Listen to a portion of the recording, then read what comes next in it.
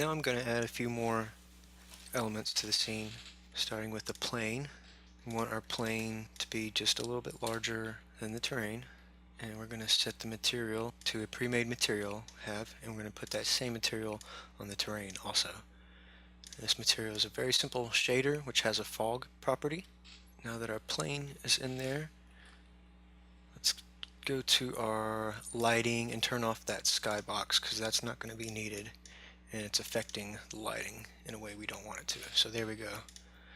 Alright, now let's start setting up the lighting rig. I'm going to create an empty object, call it lighting. Move our directional light into that group and change its name to direct lighting, ground, and shadow. This would be kind of the front light, and it also touches the ground to paint color on the ground. Basically what we're going to be doing is creating 4 lights and rotating each of them at 90 degrees, so every side of the 3D object gets painted with a different color of light. Let's look at these properties, make sure this is set up correctly. This needs to be 0, hard shadows, use quality settings, render mode important. Now let's duplicate that. I'm going to call this one left.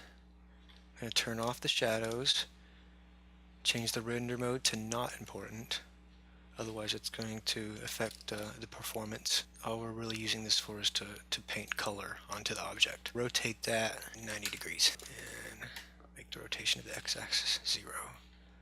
Alright, let's duplicate that, call this one right, and rotate that 180 degrees on the y-axis.